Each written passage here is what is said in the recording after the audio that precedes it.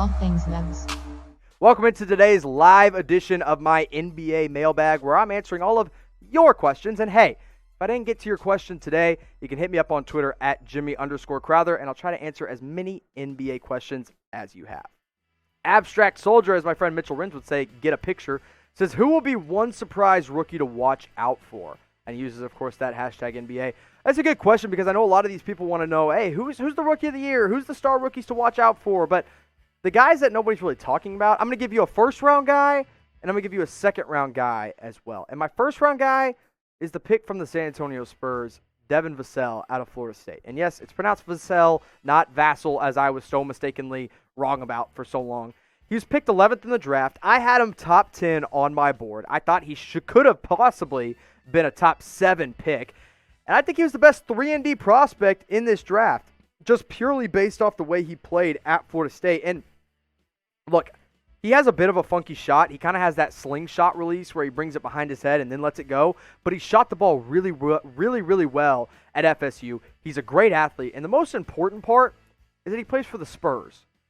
The best player on the Spurs right now is DeMar DeRozan. Devin Vassell has a chance to shine in San Antonio.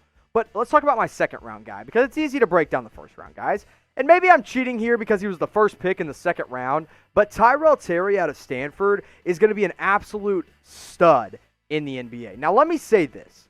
I don't know if it's going to happen in 2020, 2021, because the Mavs have a lot of guards, right? They have Trey Burke. They have Jalen Brunson. Obviously, Luka Doncic is their starting point guard, and they'll roll with him.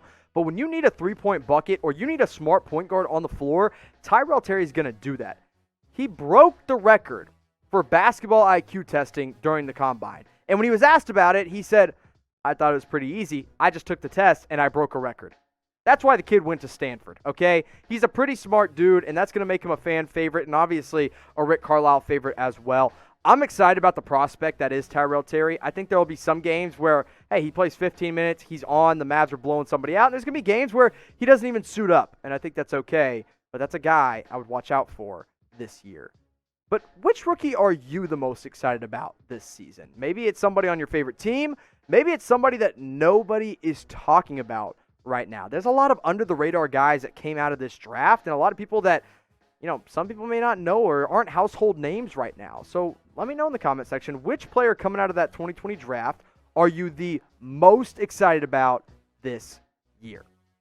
And whoever you're excited about, you can find their City Edition gear right now on Fanatics. Chatsports.com/NBA City. You can get any jersey, any style, any team you want at chatsports.com/NBA City. And it's not just jackets or jerseys or t-shirts. They have accessories like backpacks. They have shorts, team shorts. They got hoodies. They got everything you need. And listen, with Christmas right around the corner, you got to go get it today. Chatsports.com/NBA City. Make sure to check out that link. I'll put it in the comments. I'll put it in the description as well. Check them out. When you click down that link, it helps us out and it helps our friends out over at Fanatics. L.I. says, who are your 8th seed predictions? Ooh, good question. Eastern Conference 8th seed. I think the Hawks are probably closer to a 6 or 7 seed. Probably closer to a 6 seed, honestly, after the moves they made. I think the Wizards are definitely a team I would watch out for. In the Western Conference, the Pelicans are always a team that I would look out for, or are a team that I'd look out for this year because they made some really good moves in the offseason.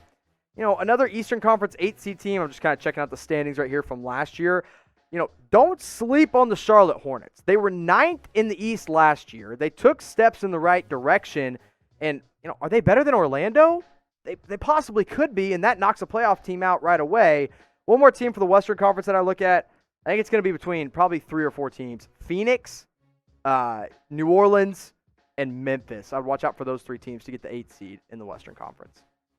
Super chat from Vince. Vince, I appreciate your super chats every single week. You're the man. Keep it coming. He says, will a team sign JJ Barea this season, or is it likely over? We need a JJ appreciation night sometime this season. You know what? One night, we'll go live on All Things Mavs, and we'll just talk about JJ Barea for a straight hour. That's just what we're going to do. We'll have a straight-up appreciation night for JJ.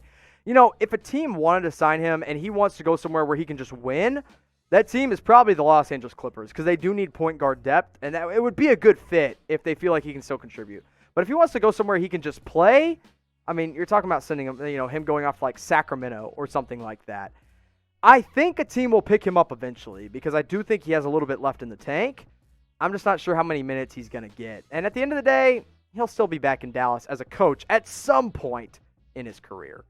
And if you want more Dallas Mavericks coverage, guess what? I got you covered at youtube.com/allthingsmavs. We're growing like crazy. We're quickly approaching 13,000 subscribers. I want to get there before the season starts, and I think you guys can help me do that by hitting that big red subscribe button over at youtube.com/allthingsmavs, or you can go follow me on Twitter at all_things_Mavs.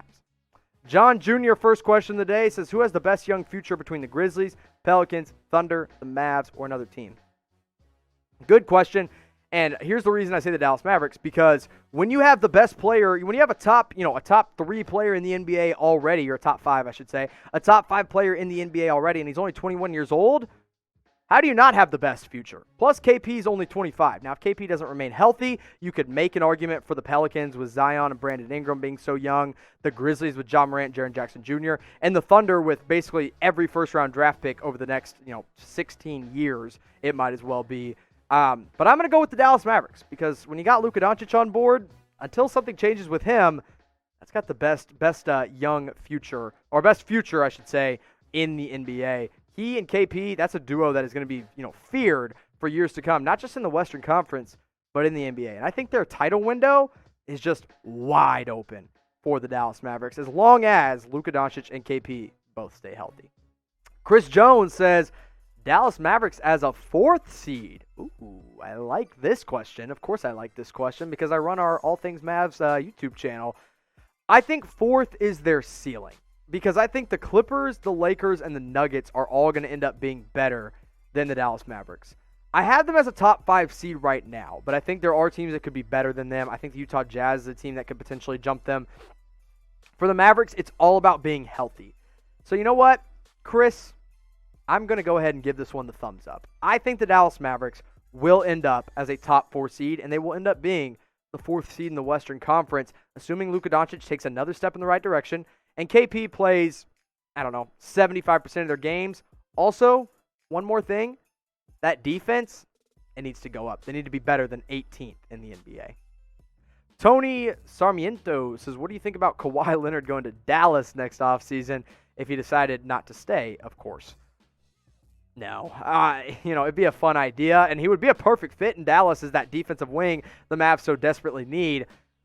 But let's be honest. Kawhi's not leaving Los Angeles to go to Dallas. And I know everyone would like to think that Dallas is a destination for a free agent like Kawhi, but in all reality, it's just not going to happen. Hey, maybe Mark Cuban can sprinkle his magic fairy dust on Kawhi, and something will come along. Rogue Brothers, another Mavs question here. It says, Harden to the Mavs. Oh, Lord, have mercy on my soul.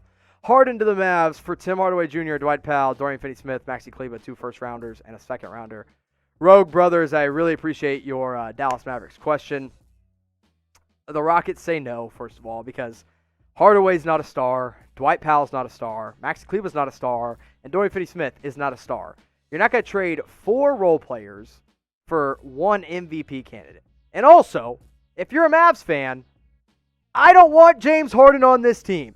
I saw an argument on Mavs Twitter, and you can go follow me on All Things Mavs on Twitter.